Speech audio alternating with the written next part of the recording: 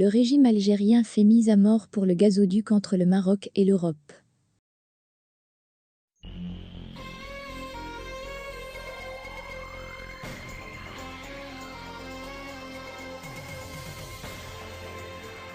En effet, officiellement les autorités algériennes ont justifié la fin au contrat du gazoduc Maghreb-Europe, GME, qui alimentait l'Espagne en passant par le Maroc par les pratiques à caractère hostile du royaume marocain à l'égard de l'Algérie, des pratiques qui portent atteinte à l'unité nationale.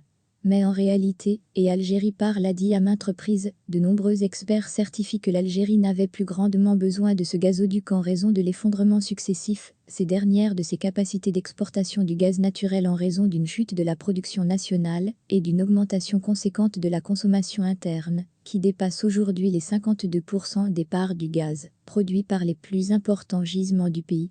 Depuis 2018 et 2019, la consommation nationale du gaz naturel a dépassé nettement le volume des exportations gazières du pays vers l'étranger. En effet, le montant du volume des exportations du gaz naturel en Algérie en 2018 avait atteint les 36,3 millions de tonnes d'équivalent pétrole, TEH. En 2019, ce même volume a baissé jusqu'à 25,2 millions TEH, a-t-on pu confirmer au cours de nos investigations au cours desquelles nous avons obtenu des rapports internes à Sonatrach, qui décrivent et relatent les tenants et aboutissants de ces activités commerciales ou de production. En revanche, concernant les volumes de gaz naturel vendus sur le marché national et destinés à la consommation intérieure, les chiffres sont nettement plus élevés. En effet, en 2018, les volumes du gaz naturel dédiés à la consommation nationale étaient de l'ordre de 42,3 millions TEH. En 2019, ces volumes ont augmenté jusqu'à 43,6 millions TEH. En vérité, depuis 2020, l'Algérie ne peut exporter que 45 ou 49 milliards de mètres cubes par an de gaz naturel, alors qu'elle exportait plus de 65 milliards de mètres cubes par an au début des années 2000. Et cette capacité des exportations va s'affaiblir d'une année à autre, pour baisser jusqu'à moins de 40 mètres cubes par an, dans les 2 ou 3 prochaines années étant donné que la part de la consommation nationale va dépasser les 55% du gaz produit localement dans notre pays sans oublier l'épuisement progressif de nos réserves nationales et des gisements les plus stratégiques du pays, comme à Sirmel qui pourrait se tarir dangereusement à partir de 2030 faute de nouvelles découvertes majeures et de nouvelles mises en production de nouveaux champs gaziers. C'est pour ces raisons purement économiques que l'Algérie ne peut plus se permettre d'entretenir encore le gazoduc Maghreb-Europe. Avec ses capacités actuelles d'exportation, l'Algérie peut à peine rentabiliser les 2 gazoducs qui sont à sa disposition, à savoir le Medga, entré en service en 2011, avec une capacité de 8 milliards de mètres cubes par an en plus du gazoduc Enrico Mattei, avec une capacité de 32,5 milliards de M3 par an mise en service en 1983, pour rallier l'Algérie à l'Italie via la Tunisie.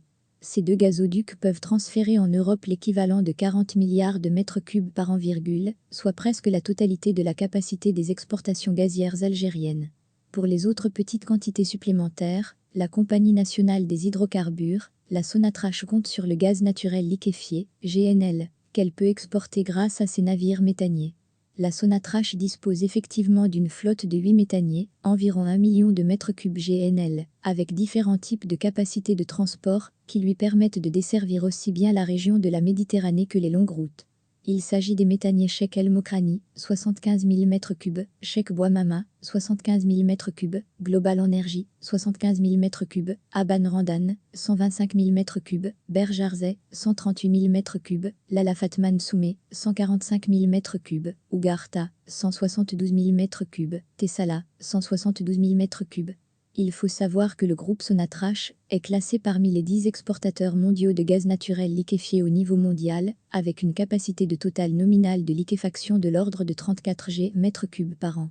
Mais comme pour le gaz naturel, le GNL n'est pas exploité à la hauteur de son potentiel prometteur en raison de nombreux pannes techniques et arrêts de production des complexes au niveau des zones industrielles d'Arze GL1Z et GL2Z et de Skikda GL1K. La chute de la production nationale du gaz naturel porte également un préjudice à la production du GNL.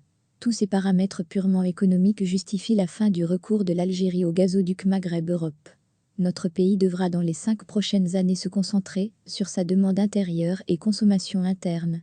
Au rythme actuel de la production nationale, notre pays ne pourra plus prétendre à l'exportation du gaz naturel vers l'étranger à partir de 2027 et 2000. C'est dire enfin que la fin du gazoduc Maghreb-Europe est le symbole d'une page qui se tourne dans l'industrie des hydrocarbures en Algérie.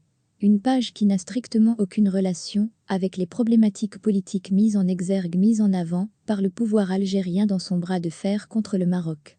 Cette rhétorique guerrière n'est qu'une subterfuge pour masquer la amère réalité économique du pays et le déclin de la richesse gazière.